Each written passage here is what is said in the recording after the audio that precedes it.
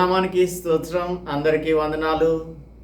దేవుని యొక్క మహాకృప చొప్పున మనందరము ఈ ఉదయకాలమందు church at the cross roads ధ్యానం చేయడానికి దేవుని యొక్క సన్నిధిలోనికి వచ్చి ఉన్నాము. అపొస్తలుడైన పౌలు కొరింథీయులకు రాసిన 2వ పత్రిక 12వ అధ్యాయంలో మనం 11వ వచనం నుంచి ఈ ఉదయకాలమందు ధ్యానం చేద్దాం. Let us pray before we start our meditation. Let us pray. పరిశుద్ధుడా, మా ప్రభువా, మా దేవా, మా రక్షక, ఈ ఉదయకాల ధ్యానంలో అపొస్తలుడు పౌలు తనను గురించి తాను అతిశయించవలసి వచ్చిన దుస్థితికి, లేదంటే ఆ దుస్థితికి తీసుకొని వచ్చిన కొరింథియన్ చర్చ్ యొక్క యాటిట్యూడ్ని మా ప్రభువా మేము చూడబోతున్నాము. సంఘము ఈ అంత్యకాలంలో ఏ విధంగా వింత పోకడలు పోతుందో దానిని మేము గమనిస్తున్నాం. ప్రభువా, మమ్మల్ని మేము సరిచేసుకొని మీలో భద్రపరచుకొనుటకు మాకు సహాయం దయచేయమని క్రీస్తు యేసు పరిశుద్ధ నామములో ప్రార్థిస్తున్నాము తండ్రి, amen. Good morning and welcome to the morning meditation. దేవుని యొక్క దయ చొప్పున మనం ఈ సమస్యల కూడలిలో క్రైస్తవ్యం అనే ఒక సిరీస్లో కాంటెంపరీ చర్చ్లో ఏ విధమైన సమస్యలు కనిపిస్తున్నాయో వాటిని కొరింథియన్ చర్చ్లో అపొస్తలుడు పౌలు ఉదహరించిన వాటితో పోల్చుతూ మనం ఏ విధంగా వీటన్నింటి నుంచి కూడా మనలను కాపాడుకోవాలి అనే దానిని ధ్యానం చేస్తున్నాం. 10వ అధ్యాయంలో తాను మొదలుపెట్టినటువంటి ఈ యొక్క 11వ అధ్యాయంలో వారిని గురించి మాట్లాడుతూ అవివేకంగా మాట్లాడుతున్నాను అని అంటున్నాడు. తన యొక్క బోస్టింగ్ అంతా కూడా ఎందుకు బోస్ట్ చేయవలసి వస్తుంది? ఈ సూపర్ అపోస్టల్స్, మిక్కిలి శ్రేష్టమైన అపస్తలులుగా తమ్మును తాము పేర్కొంటున్నటువంటి వారు, లేదంటే ధర్మశాస్త్ర ఉపదేశకులు, జూడైజర్స్, వీరు అపొస్తలుడు పౌలుని విమర్శిస్తూ ఉన్నారు. అయితే ఒక అపొస్తలునికి కావలసిన అన్ని క్వాలిటీస్ తనకు ఉన్నాయి కాబట్టి వాటి అన్నింటినీ నేను ఎప్పుడు కూడా చెప్పుకోవడం లేదు. చెప్పుకోవాల్సిన పరిస్థితిని మీరు తీసుకొని వచ్చారు. అది కూడా ఎందుకు చెప్తున్నాను అంటే, మీ యొక్క వివేకాన్ని బట్టి, లేదంటే మీ యాటిట్యూడ్ని బట్టి, మీ యాటిట్యూడ్ సరిచేసుకోవాలనే ఉద్దేశంతో ఒక తండ్రిగా మిమ్మల్ని హెచ్చరిస్తున్నాను అని అంటున్నాడు. ఈ 12వ అధ్యాయంలో నిన్నటి దినమందు మనం ధ్యానం చేసినప్పుడు తన శరీరంలో ఒక ముళ్ళు ఉన్నది అనేది 7వ వచనంలో చూసాం. కొరింథీయులకు రాసిన 2వ పత్రిక 12వ అధ్యాయం 7వ వచనంలో, అది నేను అత్యధికంగా హెచ్చిపోకుండా నిమిత్తం సాతాను యొక్క దూతగా నాలో ఉంచబడింది. అయితే దాని విషయమై ముమ్మారు ప్రభువును వేడుకున్నాను. అందుకు నా కృప నీకు చాలును, బలహీనత యందు నా శక్తి పరిపూర్ణమగుచున్నదని ఆయన నాతో చెప్పాడు అని అంటున్నాడు. ఇప్పుడు మనం సెల్ఫ్ మేడ్ పీపుల్గా ఉంటున్నాం. సెల్ఫ్ మేడ్ మెన్ అంటే స్వీయ ఆధారిత మనుషులము, లేదంటే స్వీయ నిర్మిత మానవులంగా జీవిస్తూ ఉన్నాం.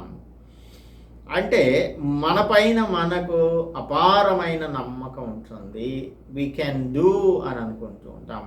ఈ కెన్ డూ యాటిట్యూడ్ అనేది ఉంది. ఇదేంటంటే మానవుడు తలుచుకుంటే ఏదైనా చేయగలడు అని ఈ లోకస్తులు చెప్తూ ఉంటారు.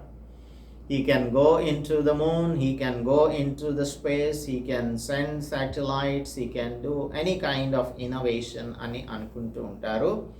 ఇదంతా కూడా మన శక్తిని ఆధారం చేసుకొని మనం బోస్ట్ చేసుకుంటూ ఉంటాం. ఇదంతా కూడా దేవుని యొక్క జ్ఞానం అన్న సంగతిని గుర్తించలేనటువంటి లోకం. అంటే లోకం ఈ విధంగా గుర్తించలేకపోతే పర్వాలేదు, కానీ దేవుని బిడ్డలైనటువంటి వారు ఈ లోకం యొక్క పోకడలోనికి వెళ్ళకూడదు. ఇక్కడ మనకు కనిపిస్తున్న ఈ సూపర్ అపోస్టల్స్, మిక్కిలి శ్రేష్టమైన అపోస్తలులు అనగా ఫాల్స్ అపోస్టల్స్ని అలా అంటూ ఉన్నాడు. కొంచెం వారిని గౌరవంగా మాట్లాడుతూ ఉన్నాడు. మనం కూడా ఇలాంటి సూపర్ ప్రీచర్స్ని లేదు అని అంటే మిక్కిలి శ్రేష్టమైన బోధకులను మనం కూడా చూస్తున్నాం కాంటెంపరీ చర్చ్లో. అయితే మన బలహీనతను తెలుసుకునే వరకు దేవుని యొక్క బలాన్ని ఏ విశ్వాసి కూడా అర్థం చేసుకోలేడు. మన యొక్క అసమర్థతను తెలుసుకోవాలి. దేవుని యొక్క దయ, దేవుని యొక్క సమృద్ధిని గురించి మనం కానీ తెలుసుకుంటే అప్పుడు మనం దేవుని యొక్క విడుదలంగా దేవుని శక్తితో ఈ లోకంలో జీవించవచ్చు. సో దేవుని యొక్క బలం మనలో పరిపూర్ణం అవ్వాలి అంటే మనలో బలహీనత ఉండాలి. ఆ బలహీనతను మనం గుర్తించగలగాలి. ఆ గుర్తించిన బలహీనతను దేవునికి అప్పగించాలి. ఒక ముల్లుంది తన శరీరంలో, ప్రభువును వేడుకుంటే ముమ్మారు ప్రభు ఏం చెప్పారు? నా కృప నీకు చాలును అన్నారు. ఒక మంచి భక్తుడు ఆయన ఏమంటాడంటే, ఈ నా కృప నీకు చాలును అనేది ఇది ఒక హనీకోమ్ లాంటిది, అమృత భాండం లాంటిది అని అంటాడు. అంటే ఈ మాటలు మన జీవితంలో గనక జాగ్రత్తగా అవలంబించగలిగితే, for example we confront temptation, we come across a temptation, లేదు అంటే ఏదో ఒక ప్రతికూలమైన పరిస్థితి క్రైస్తవులుగా మన జీవితంలో వచ్చిందనుకుందాం. వచ్చినప్పుడు వెంటనే నా కృప నీకు చాలును అని ఆ మాటలు మనకు జ్ఞాపకం రావాలి. ఇది ఒక హనీకోమ్ లాంటిది, ఒక తేనె తుట్టు లాంటిది. ఈ హనీకోమ్ లాంటిది అయితే దాని చుట్టూ కూడా we have to linger around, దాని చుట్టూ తిరుగుతూ మనం దానిలో ఉన్న ఆ హనీని ఎప్పటికప్పుడు కూడా దానిని టేస్ట్ చేస్తూ ఉండాలి, లేదంటే దానిని గ్రోలేటువంటి వారంగా, అమృతాన్ని గ్రోలేటువంటి వారంగా ఉండాలి. కాబట్టి ఇది మనం తెలుసుకున్నప్పుడు మాత్రమే మనకు అర్థమవుతుంది. మనం ఏం చేయాలి అంటే దేవుని యొక్క మాటలను ఈ విధంగా, లేదంటే దేవుని యొక్క ప్రామిసెస్ని ఒక హనీకోమ్ లాగా, అమృత భాండం లాగా, దేవుని వాగ్దానాలతో కూడినటువంటి ఈ పరిశుద్ధ గ్రంథాన్ని మనకు ఒక ట్రెజర్గా భావించినప్పుడు, ఈ ట్రెజర్లో నుంచి మనం ఏ సందర్భానికి అవసరమైన వాక్యం మనకు ఉపయోగపడుతుందో దానిని మనం క్లెయిమ్ చేసుకుంటాం, దానిని జ్ఞాపకం చేసుకుంటాం, దానిని మనం క్లెయిమ్ చేసుకుంటాం. అయితే ఇప్పుడు నా కృప నీకు చాలును అనే మాటకు ఇంకొంచెం డెప్త్లోనికి కనుక వెళ్తే, ఈ దినాలలో ఎవరి కృప పొందడానికి మనం తహతహలాడుతున్నాం, లేదు అంటే ఎవరి కృప పొందడానికి మనం ఎక్కువ ప్రయాసపడుతున్నామంటే మనుషుల యొక్క దయను పొందడానికి ప్రయాసపడుతున్నాం. కానీ దేవుని కృప పొందడానికి మనం ప్రయాసపడాలి. దేవుని కృప అంటే the favour of the lord and the love of the lord. దేవుని యొక్క ప్రసన్నత, ఆయన యొక్క ప్రేమ మనకు కావాలి. ఆయన ప్రేమ, ఆయన ప్రసన్నత మనకి కావాలి అంటే మనం ఆయన మాటలను చదవాలి. ఆయన మాటలు మనకు ప్రతిదినం మాట్లాడుతూ ఉన్నప్పుడు ఆ మాటలను మన జీవితానికి అన్వయించుకోవాలి. మన జీవితాలకు అన్వయించుకున్నప్పుడు దేవుడు మనలను ఇంకా ఎక్కువగా తన యొక్క సర్వసత్యంలోనికి నడిపించడానికి తన ప్రేమను చూపిస్తాడు, తన కృపను అత్యధికంగా మన ఎడల చూపిస్తాడు. సో దేవుని దయ పొందడానికి, దేవుని కృప పొందడానికి ప్రయత్నిస్తున్నామా? మనుషుల యొక్క దయను పొందడానికి మనం ప్రయత్నిస్తున్నామా అనేది పరిశీలన చేసుకోవాలి. దేవుడు మనల్ని అడుగుతున్నాడు, is my grace sufficient unto you? నా కృప నీకు సరిపోతుందా అని అడుగుతున్నాడు ఈ ఉదయకాలం మందు. దేవుని కృప మనకు అసలు నాకేమిచ్చావయ్యా, నీ కృప నాకు సరిపోవడానికి అనేటువంటి వారే చాలామంది ఉంటారు. ఏది నాకు సమృద్ధి, నా జీవితంలో అంతా కూడా కొరతే కనిపిస్తుంది, దేనికైనా సరే నేను స్ట్రగుల్ చేయాల్సే వస్తుంది, ఇంకా చాలు నాకు అనే చెప్పే దినం నా జీవితంలో ఎప్పుడైనా వస్తుందా, దేనికైనా సరే నేను ఇబ్బంది పడుతూనే ఉన్నాను అని అనుకునేటువంటి క్రైస్తవులు ఉంటూ ఉన్నారు. అయితే ఆయన యొక్క కృపను మనం ఇహలోక సంబంధమైన విషయాలలో వెతుకుతూ ఉన్నాం కనుకనే మనకు ఇటువంటి డిసాటిస్ఫాక్షన్ ఉంటుంది. కానీ దేవుడు మనలను నా కృప నీకు సరిపోతుందా అని అంటే, అవును ప్రభువా, నీ కృప నాకు చాలా ఎక్కువైపోతుంది ప్రభువా అని చెప్పగలిగేటువంటి క్రైస్తవులంగా మనం ఉండాలి. ఎందుకంటే మనం చాలాసార్లు కదా, ఎప్పుడు కూడా ఇల్యూషన్లోనే జీవిస్తూ ఉంటాం. ఇల్యూషన్ అంటే భ్రమ. ఏంటి భ్రమ అంటే మన బలం, మన యొక్క డిపెండెన్స్ లేదంటే ఇండిపెండెన్స్, మన స్వాతంత్రం, మన యొక్క బలం, ఇవి మనలను ఎప్పుడు కూడా బలహీనతలోనే పడేస్తాయి. మన బలం మీద, మన స్వాతంత్రం మీద ఆధారపడితే మనం బలహీనతలోనికి వెళ్ళిపోతాం. సో అప్పుడేం చేయాలి అంటే ఈ బలహీనతను దేవుని పాదాల దగ్గర పెట్టాలి. ప్రభువా, నా బలం మీ బలం దగ్గర ఏమాత్రం కూడా పనిచేయదు, నాకు స్వాతంత్రం కలదు, కానీ నీవు చెప్పిన దానిని చేస్తేనే నాకు నిజమైన స్వాతంత్రం అని ఆయన పాదాల దగ్గర పెట్టేస్తే అప్పుడు దేవుడు మనకు తన యొక్క బలాన్ని అనుగ్రహిస్తాడు. మన మేధస్సు మీద లేదంటే మన తెలివితేటల మీద, మన ఆత్మవిశ్వాసంతో ఈ లోకంలో క్రైస్తవులంగా జీవించడానికి ఏమాత్రం సాధ్యపడదు. మనం అనుకుంటాం వీఆర్ ఇంటెలిజెంట్ హ్యూమన్ బీయింగ్స్ అని అనుకుంటాం. We have so many intellectual abilities అని అనుకుంటాం. We can deal with any kind of situation in our lives అని అనుకుంటూ ఉంటాం. ఇప్పుడు ఏదైనా కాన్ఫ్లిక్ట్ వచ్చింది అంటే కాన్ఫ్లిక్ట్ రెజల్యూషన్లో నాకంటే మించిన వాడు ఎవడు కూడా లేడు అని మనం అనుకుంటూ ఉంటాం. ఇదంతా కూడా మన శక్తి మీద ఆధారపడటాన్ని బట్టే ఇలాగ ఆలోచిస్తూ ఉంటాం. ఇప్పుడు 11వ వచనంలోనికి వచ్చేసరికి అపొస్తలుడు పౌలు అంటున్నాడు, నేను అవివేకినైతిని, మీరే నన్ను బలవంతం చేసిరి, నేను మీ చేత మెప్పు పొందవలసిన వాడును, ఎలయనగా నేను ఏమాత్రపు వాడును కాకపోయినను మిక్కిలి శ్రేష్ఠులైన ఈ అపొస్తలుల కంటే నేను ఏ విషయంలోనూ తక్కువ వాడను కాను. ఇప్పుడు కంక్లూజన్కి, ఈ ఫూలిష్ బోస్టింగ్కి ఒక కంక్లూజన్ తీసుకొస్తున్నాడు 11వ వచనంలో అపొస్తలుడు పౌలు. ఇది తన యొక్క బోస్టింగ్ గురించి మాట్లాడుతున్నాడు. తన గురించి తాను చెప్పుకుంటున్నందుకు అపొస్తలుడు పౌలు దాదాపుగా క్షమాపణ కోరుతున్నంత పని చేస్తూ ఉన్నాడు ఇక్కడ. ఇంకా మనం చూసినట్టయితే ఈ అన్యాయాన్ని క్షమించుడి అని అంటున్నాడు 13వ వచనంలో. అంటే please forgive me for I'm boasting about my self, it is not for my self but I'm boasting for your sake అని చెప్తూ ఉన్నాడు. ఎందుకంటే they must be able to identify who is a false apostle and who is the real apostle.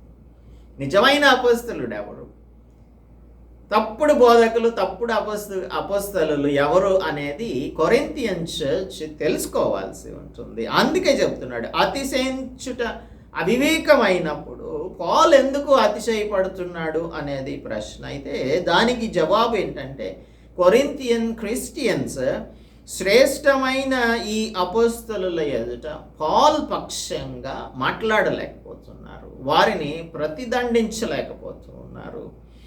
ఆ super apostles ఏమో apostle పౌల్ని criticise చేస్తున్నారు, ఆయనను undermine చేస్తూ ఉన్నారు, దాదాపుగా ఆయనను ధిక్కరించి మాట్లాడుతూ ఉన్నారు.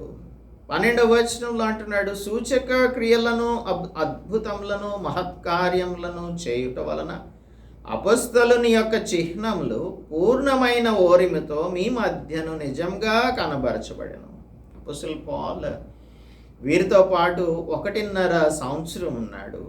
అపొస్తలుల కార్యముల గ్రంథం 18వ అధ్యాయం 11వ వచనం చెప్తుంది, ఆయన యొక్క మొదటి విజిట్లో కొరింథియన్ చర్చ్ని ఎస్టాబ్లిష్ చేసి 1.5 సంవత్సరం 6 నెలల పాటు వారి మధ్య నివసించాడు. ఈ మొదటి పత్రిక, 2వ పత్రిక మధ్యలో ఒకసారి ఇవి రాయడానికి మధ్యలో ఒక బ్రీఫ్ విజిట్ని పే చేశాడు. అయితే అదంతా కూడా తనకు వ్యతిరేకంగా మారిపోతుందన్న ఉద్దేశంతో అక్కడి నుంచి మరలా వెళ్ళిపోయాడు. ఇప్పుడు తాను మరలా రావాలని అనుకుంటున్నాను అని చెప్తున్నాడు. 3వసారి మీ వద్దకు రావాలని అనుకుంటున్నాను. ఈ ఫాల్స్ అపోస్టల్స్ ఏమంటున్నారంటే, ఈయన వేరే చోటికి వెళ్ళిపోయాడు, బాగా ఎక్కువ లూక్రేటివ్ చర్చెస్ ఏమున్నాయో అక్కడికి వెళ్ళి ఎక్కువ ధనం ఎవరైతే ఇస్తారో ఆ సంఘాలలో స్థిరపడిపోతున్నాడు. కొరింథియన్ చర్చ్ని నిర్లక్ష్యం చేస్తున్నాడు అపోస్తలుడు పౌలు.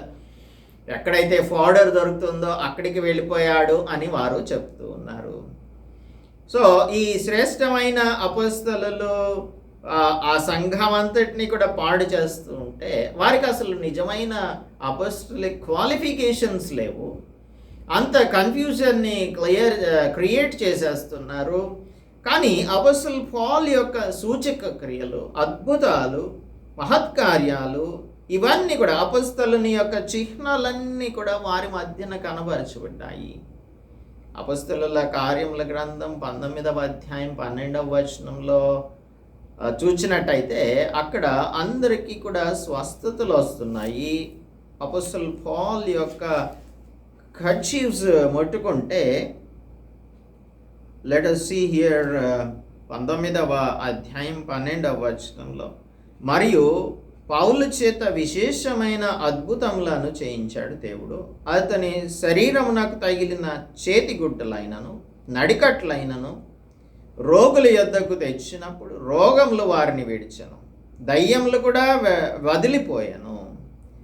అప్పుడు దేశ సంచారులు మాంత్రికులు కొందరు యూదులు పౌలు ప్రకటించి యేసు తోడు మిమ్మను ఉచ్చాటన చేయుచున్నానని మాట చెప్పి దయ్యము పట్టిన వాని మీద ప్రభువైన యేసు నామమును ఉచ్చరించడానికి పూనుకున్నారు. అంటే అపోస్తలుడు పౌలుని చూసి వాళ్ళు కూడా ఇలాగ చేయొచ్చు అని అనుకుంటున్నారు. అది వేరే విషయం. అయితే అపోస్తలుడు పౌలు చేత దేవుడు అద్భుత కార్యాలను చేయించారు అని అక్కడ చదువుకుంటున్నాం.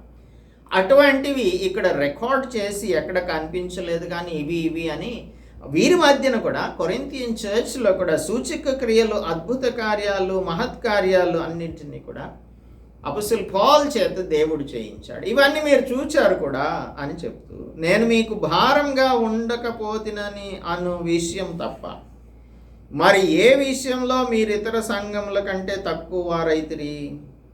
నేను చేసిన ఈ అన్యాయమును క్షమించుడి అంటున్నాడు. వ్యంగ్యంగా మాట్లాడుతూ ఉన్నాడు.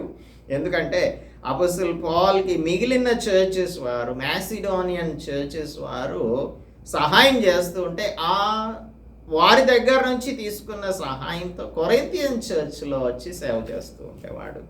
అంటే వారి యొక్క ధనంతో, వారి యొక్క ద్రవ్యంతో వీరికి సేవ చేస్తూ ఉండేవారు. వీరు మాత్రం వారికి అపోస్తలుడు పౌలుకి కానీ తన కంపానియన్స్కి కానీ ఏమీ సహాయం చేయాలని అనుకోవడం లేదు. వారికి అటువంటి మనసు ఏమాత్రం కూడా లేనే లేదు. అందుకని అపోస్తలుడు పౌలు కూడా వీరి యొక్క మనసు తెలిసిన వానిగా వీరి దగ్గర నుంచి ఎటువంటి సహాయాన్ని కూడా అర్థించలేదు, వారి మీద ఆధారపడలేదు. అయితే ఇక్కడ వ్యంగ్యంగా చెప్తున్నాడు, నేను చేసిన ఈ అన్యాయం క్షమించుడి. ఇతర సంఘాల నుంచి తీసుకొని వచ్చిన సహాయంతో మీ సంఘానికి నేను ప్రయాసపడి సేవ చేశాను, అందుకు నన్ను క్షమించండి అని అంటున్నాడు. వ్యంగ్యంగా మాట్లాడుతున్నాడు. ఇంకొకటి, వారి దగ్గర నుంచి ఏది కూడా సహాయం తీసుకోనందుకు క్షమించండి అని అంటున్నాడు. 14వ వచనం నుంచి చూసినట్టయితే వీరిని ఎప్పుడు కూడా కొరింథియన్ చర్చ్ని ఎప్పుడు నేను డిసీవ్ చేయలేదు అనే విషయాన్ని చెప్తున్నాడు. ఇదిగో ఈ 3వసారి మీ యొద్దకు వచ్చుటకు సిద్ధంగా ఉన్నాను, వచ్చినప్పుడు మీకు భారంగా ఉండను. గతంలో నేను భారంగా లేను, ఇప్పుడు వస్తానే భవిష్యత్తులో, అప్పుడు కూడా నేను భారంగా ఉండను. వచ్చినప్పుడు మీకు భారంగా ఉండను. మీ సొత్తును కాదు మిమ్మునే కోరుకొంచున్నాను, మీ సొత్తును కాదు. This is the testimony of a good shepherd. నిజమైన కాపరి తన గొర్రెల కొరకు ప్రాణం పెడతాడు. అదే హైయర్డ్ షెపర్డ్, జీతగాడు ఉంటాడే, ఆ జీతగాడు జీతం కోసం పనిచేస్తాడు. ఇప్పుడు మనకి నిజమైన కాపరి ఎవరు, నిజమైన పరిచారకుడు ఎవరు, లేదు అంటే హైయర్డ్ షెపర్డ్ ఎవరు, దొంగ పరిచారకులు ఎవరు? మన దగ్గర నుంచి అన్నింటినీ తీసుకొని తన సొంతానికి ఖర్చు పెట్టుకునే వారిని మనం వ్యత్యాసంగా we have to see the difference between these two shepherds. Hirelings are good shepherd, hireling a good shepherd. అందుకే యేసు ప్రభు యోహాను సువార్త 10వ అధ్యాయంలో చెప్తూ ఉన్నాడు. 11వ వచనం చూద్దాము. 10:11లో కాపరి గురించి మాట్లాడుతూ ఉన్నాడు. 10:11లో నేను గొర్రెలకు మంచి కాపరిని, మంచి కాపరి గొర్రెల కొరకు తన ప్రాణం పెడతాడు. జీతగాడు గొర్రెల కాపరి కాడు గనక గొర్రెలు తనవి కానందున తోడేళ్ళు వచ్చుట చూచి గొర్రెలను విడిచి పారిపోతాడు. తోడేళ్ళు వచ్చి ఆ గొర్రెలను చెదరగొడుతుంది. జీతగాడే గనక గొర్రెలను గురించి లక్ష్యం చేయక వాడు గొర్రెలను విడిచి పారిపోతాడు, లక్ష్యం చేయక పారిపోతాడు. నేను గొర్రెలకు మంచి కాపరిని, తండ్రి నన్ను ఎలాగ ఎరుగునో నేను తండ్రిని అలాగే ఎరుగుదును, అలాగే నా గొర్రెలను ఎరుగుదురు, నా గొర్రెలు నన్ను ఎరుగును, మరియు గొర్రెల కొరకు నా ప్రాణం పెట్టుచున్నాను. అపోస్తలుడు పౌలు కూడా నా గొర్రెల కొరకు నేను నా ప్రాణమైనా పెడతాను అని అంటున్నాడు. ఇక్కడ చూడండి, మీ సొత్తును కాదు, వి డోంట్ వాంట్ యూ, మీరు మాకు మీ సొత్తు మాకు అవసరం లేదు, కానీ మీరు కావాలి మాకు అని అంటున్నాడు. Because he is a spiritual father. అందుకే అంటున్నాడు, పిల్లలు తల్లిదండ్రుల కొరకు కాదు కానీ తల్లిదండ్రులే పిల్లల కొరకు ఆస్తి కూర్చోదగినది కదా. I'm your spiritual father. నేనే స్థితిలో ఉన్నా సరే ఆ స్థితిలో సంతృప్తి కలిగి ఉండ నేర్చుకున్నాను అని చెప్తున్నాడు. ఫిలిప్పీలకు రాస్తూ 4:11లో ఇదే పౌలు. కాబట్టి నాకు కలిగినది యావత్తు మీ ఆత్మల కొరకు బహు సంతోషంగా వ్యయపరచదు. మంచి కాపరి తన గొర్రెల కొరకు ఎలాగ ప్రాణం పెడతాడో నా దగ్గర ఉన్నదంతా కూడా నేను మీకోసం ఖర్చు పెడతాను. నేను మిమ్మల్ని ఎంత ఎక్కువగా ప్రేమించుచున్నానో అంత తక్కువగా మీరు నన్ను ప్రేమిస్తారా? మరలా వ్యంగ్యంగా మాట్లాడుతున్నాడు. నేను ఎంత ఎక్కువ ప్రేమిస్తే the more I love you the more you hate me. నన్ను మీరు డిఫెండ్ చేయట్లేదు ఈ ఫాల్స్ అపోస్టిల్స్ దగ్గర. సరే, అది అలా ఉండనివ్వండి. నేను మీకు భారంగా ఉండలేదు కానీ యుక్తి గలవాడనై మిమ్మల్ని తంత్రం చేత పట్టుకొంటిని అని చెప్పుదురేమో. కొంతమంది ఈయన మీద దుష్ప్రచారం చేస్తూ ఉన్నారు. ఏమిటి అని అంటే, ఇప్పుడు మిమ్మల్ని తంత్రం చేత పట్టుకున్నానని అంటున్నారు. అంటే వారి యొక్క ఉద్దేశం ఏంటంటే, నేను మీ దగ్గర నుంచి ఏమీ తీసుకోలేదు అని నేను మీకు చెప్తున్నాను కదా, మీ సహాయం నేను పొందలేదని చెప్తున్నాను కదా. అయితే ఇతర సంఘాల వారి యొక్క సహాయాన్ని తీసుకొని మీకు సేవ చేస్తున్నాను అని అపోస్తలుడు పౌలు చెప్తుంటే, అదిగో చూడు, మీ దగ్గర నుంచి అయితే తీసుకోవట్లేదు కానీ వారి దగ్గర నుంచి తీసుకొని దానిని తన సొంతానికి వాడుకుంటున్నాడు అని అనుకుంటూ ప్రచారం చేస్తూ ఉన్నారు. ఇది ఈ దినాలలో మనం అనేకమైన సంఘాలలో చూస్తున్నది ఏంటంటే, ఈ పాస్టర్స్ ఆ సంఘంలో వచ్చేటువంటి ఆ ద్రవ్యమంతటికి ఎటువంటి లెక్కలు అనేవి ఉండవు. ఒక కమిటీ ఉండదు, లేదంటే దానికి ఒక ఏమంటాము people that are appointed to look after the accounts ఎవరు ఉంటారు? పాస్టర్ గారు మాత్రమే అన్ని చూసుకుంటారు. కాబట్టి ఆయన తన సొంతానికి ఖర్చు పెట్టుకునేటువంటి వానిగానే హైర్లింగ్స్ లాగానే పనిచేస్తున్నారు, అనగా జీతగాళ్ళు లాగానే పనిచేస్తున్నారు. జీతం ఇస్తేనే దేవుని వాక్యం బోధించటం, జీతం ఇస్తేనే, డబ్బులు ఇస్తేనే మీటింగ్లకి పిలిస్తే వెళ్ళటం, డబ్బులు లేకపోతే లేదంటే ఫెసిలిటీస్, వారికి ఎయిర్ కండిషన్ రూమ్ బుక్ చేయాలి, మంచి కారు ప్రొవైడ్ చేయాలి, ఆయనకు కమ్యూటేషన్ ఉండాలి, ట్రాన్స్పోర్టేషన్ ఇవ్వాలి, ఫ్లైట్ ఉంటే కనుక దూరం వెళ్తే కనుక ఫ్లైట్ టికెట్ కొనివ్వాలి. ఇదంతా కూడా ఏంటంటే 5 స్టార్ హోటలేనా బ్రదర్ అని అడుగుతారు.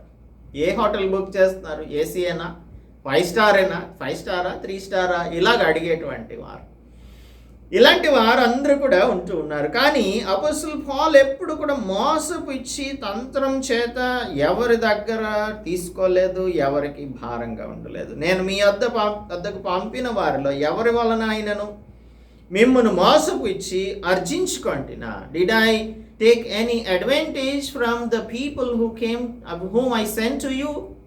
అక్కడికి పంపించిన వారు ఎవరు కూడా మోసపిచ్చి ఆయనకు కొంత డబ్బులు తీసుకెళ్ళి ఇవ్వలేదు, పౌలుకి ఇవ్వలేదు. యూదయలో యెరూషలేములోని పరిశుద్ధుల కోసం, ఆ దినాలలో వచ్చిన కరువు కోసం వారికి కొంత సహాయం చేయమని అడిగిన మాట నిజమే, కానీ అది కూడా ఆయన తన సొంతంగా అడిగి తీసుకున్నట్టు మనం ఎక్కడా కూడా చూడం. 8వ అధ్యాయంలో ఈ విషయాన్ని బోధిస్తూ ఉన్నాడు. కాబట్టి సంవత్సరం కిందట మీరు ఈ కార్యాన్ని చేయటానికి తలపెట్టారు. తలపెట్టడమే కాదు, దానిని మీరు సిద్ధమైన మనస్సుతో పూర్తి చేయండి అని 10-11 వచనాలలో 8వ అధ్యాయంలో చెప్తున్నాడు. అయితే తనంతటి తానుగా వచ్చి దానిని తీసుకోవాలని కానీ, లేదు అంటే దాన్ని ఉపయోగించుకోవాలన్న సంగతిని ఆయన అనుకోవడం లేదు. కొంతమందిని పంపిస్తాను, వారు దేవుని యొక్క బిడ్డలైన వారు, దేవుని భయం ఉన్నవారు కాబట్టి దేవుని ధనాన్ని వృధాగా ఖర్చు చేసేటువంటి వారే మాత్రం కూడా కానే కాదు. ఈ దినాలలో వృధాగా ఖర్చు పెట్టేటువంటి ఆ బోధకులు, పాస్టర్స్ని మనం వెంబడించడానికి ఏమాత్రం కూడా ఒప్పుకోకూడదు. ఇదన్నీ కూడా, ఈ క్వాలిటీస్ అన్నీ నిజమైన బోధకులా లేదంటే నిజమైన బోధకులు కాదా అనే దానిని పరిశీలించకుండా, వారి క్రియలను పరిశీలించకుండా మనం వారు చెప్పేటువంటి దానిని ఏమాత్రం వినకూడదు. 18వ వచనం, ఒక సహోదరుని పంపితిని, మీ వద్దకు వెళ్ళుటకు తీతుని హెచ్చరించి అతనితో కూడా ఒక సహోదరుని పంపితిని. తీతు మిమ్మును మోసపుచ్చి ఏమైనా ఆర్జించుకున్నాడా? మేము ఒక్క ఆత్మ వలననే ఒక్క అడుగు జాడల యందే నడుచుకున్నాం కదా. మేము ఎప్పుడు ఎవరిని మోసం చేయలేదు. మేము ఎంతవరకు మా విషయమై మీకు సమాధానం చెప్పుకొంచున్నామని మాకు తోచునేమో. దేవుని ఎదుటనే క్రీస్తునందు మాట్లాడుతున్నాను. మేము మనుషుల వైపు చూడట్లేదు. మేము ఎవరి ధనాన్ని, ఎవరి సొత్తును ఆశించలేదు. ఎవరి దగ్గర నుంచి మేము అన్యాయంగా పుచ్చుకోలేదు. ఈ విధంగా చెప్పగలిగిన నిజమైన పాస్టర్స్ ఈ దినాన్న ఉండగలిగితే అది దేవుని యొక్క నామానికి ఎంతో మహిమకరమైన విషయం. ఎందుకంటే దేవుడు మనల్ని చూస్తూ ఉన్నాడు. ప్రియులారా, మీ క్షేమాభివృద్ధి కొరకు ఇవన్నీ చెప్పుచున్నాము. ఇంత నేను చెప్పాల్సిన అవసరం లేదు. ఇవన్నీ ఎందుకు చెప్పాల్సి వస్తుందంటే మీ క్షేమాభివృద్ధి కోసం. అందుకే ఈ చివరి అధ్యాయాలలో అందరి ప్రయోజనం, సంఘం యొక్క క్షేమాభివృద్ధి, సంఘాన్ని బిల్డప్ చేసేటువంటి పనిలో, up building of the church కోసమే నేను ఈ విషయాలన్నీ కూడా చెప్తున్నాను అని అంటున్నాడు. ఎందుకనగా ఒకవేళ నేను వచ్చినప్పుడు మీరు నాకు ఇష్టలుగా ఉండరేమో అని, నేను మీకు ఇష్టడిగా ఉండనేమో అని, ఒకవేళ కలహమును, అసూయయు, క్రోధములు, కక్షలు, కొండములు, గుసగుసలాడుట, ఉప్పొంగుటలు, అల్లర్లు ఉండునేమో అని, నేను మరలా వచ్చినప్పుడు నా దేవుడు మీ మధ్య నన్ను చిన్నబుచ్చునేమో అని, మునుపు పాపం చేసి తాము జరిగించిన అపవిత్రత, జారత్వం, పోకిరి చేష్టల నిమిత్తం మారు మనస్సు పొందని అనేకులను గురించి దుఃఖపడవలసి వస్తుందేమో అని భయపడుతూ నేను ఈ విషయాలన్నీ కూడా రాస్తూ ఉన్నాను. అందుకని apostle Paul, before I come repent of whatever you have done, ఇవన్నీ కూడా ఈ సంఘం నాకు రాసిన విషయాలన్నీ కూడా మనం కూలంకుషంగా పరిశీలన చేశాం. వీరిలో జారత్వం ఉన్న సంగతి, ఒకడు తన తండ్రి భార్యను ఉంచుకున్నాడన్న సంగతి మొదటి పత్రికలో మనం చదువుకున్నప్పుడు ధ్యానం చేశాం. సో ఇటువంటివన్నీ ఇక్కడ ఒక లిస్ట్ రాశాడు. కలహాలు, అసూయలు, క్రోధాలు, కక్షలు, కొండెములు, గుసిగుసులాటాలు, ఉప్పొంగటాలు, అల్లర్లు, ఇవేమైనా కానీ ఉంటాయేమో అని చెప్పి, ఒకవేళ ఇవి ఉంటే దేవుని ఎదుట, మనుషుల ఎదుట మనం సిగ్గుపడవలసిన పరిస్థితి వస్తుంది. అటువంటి పరిస్థితి వస్తే దుఃఖపడాల్సినటువంటి తండ్రిగా, ఆత్మీయ తండ్రిగా దుఃఖపడవలసి వస్తుంది. ఎంత నేను కష్టపడిన తర్వాత ఈ సంఘం ఇలా తయారైందా? దేవుడు కూడా సంఘాన్ని చూసి, మన సంఘాన్ని చూసి, నేను ఎంతగా వీరి కోసం చేస్తే వీరేంటి అసలు ఇంతలాగా దిగజారిపోయిన పరిస్థితులలో జీవిస్తున్నారు అని ఈ మన యొక్క యాటిట్యూడ్స్ అన్నీ చూసి దేవుడు ఎంతగానో దుఃఖపడేవానిగా ఉంటున్నాడు. అందుకని ఉదయకాలం దేవుడు మనలను హెచ్చరిస్తూ ఉన్నాడు. మీరు సరి చేసుకోండి. Get set your selves, examine your selves. Who are the right apostles, or who are the right preachers and who are not the right preachers అనేది తెలుసుకోండి. వారిని సరిచేసే విధంగా కాకుండా మిమ్మల్ని మీరు సరిచేసుకునేటువంటి వారిగా, జాగ్రత్త పడేవారిగా ఉండండి. లేదు అనంటే దేవుడు వచ్చినప్పుడు మీరెవరో నేను ఎరగను అని చెప్పారే ఆ బుద్ధి లేని 5 కన్యకలకు, అలాగ మనల్ని గురించి చెప్పాల్సి వస్తుంది. ఇంత బ్రతికిన తర్వాత మనం దేవునితో కూడా వెళ్ళటానికి అవకాశం రాకపోతే, పరలోక రాజ్యంలోకి చేరకపోతే మన క్రైస్తవ జీవితం వ్యర్థమైపోతుంది. అందుకనే ప్రయోజనకరమైన జీవితాన్ని జీవించండి, దేవుని యొక్క నామాన్ని మహిమపరిచే విధంగా జీవించండి అని దైవవాక్యం మనల్ని ఉదయకాలమందు హెచ్చరిస్తుంది. Let us take it to our hearts and examine ourselves, correct ourselves. Let us pray. పరిశుద్ధుడా, మా ప్రియ రక్షక, మా ప్రభువా, మా దేవా, మీరు మాకు బోధించినటువంటి ఈ విషయములన్నింటినీ మేము జాగ్రత్తగా మా జీవితంలో పరిశీలన చేసుకొని, తండ్రి, మీకు వ్యతిరేకమైనది ఏది కూడా మాలో లేకుండా మీరే మమ్మలను సరిచేసి మీ కొరకు వాడుకొనమని, మీకు పనికి వచ్చే పాత్రలముగా ఉండునట్లు మాలో మేమే ప్రభువా నాయన, మరి సంఘంలోనే ప్రతి ఒక్కరం కూడా కాన్ఫ్లిక్ట్స్ని కలిగి ఉండటం కాదు, ఆత్మీయంగా దిగజారిన స్థితిలోనికి వెళ్ళిపోవటం కాదు, సంఘం బయట ఉన్నవారు మమ్మలను చూచి సంఘంలోనికి రాగలిగిన పరిస్థితులలో మేము ప్రవర్తించడానికి మాకు సహాయం అనుగ్రహించమని క్రీస్తు యేసు పరిశుద్ధ నామంలో ప్రార్థిస్తున్నాము తండ్రి, ఆమేన్. దేవునామానికి స్తోత్రం. అందరికీ కూడా వందనాలు. దేవుని యొక్క సమృద్ధిని మన యొక్క జీవితాలలో అనుభవించాలి అంటే మనలో ఉన్న బలహీనతలన్నింటినీ కూడా ఆయన దగ్గర పెడదాం. ఆయన మనలను బలపరుస్తారు. అందుకు దేవుడు మనందరికీ సహాయం చేయును గాక. ఆమేన్.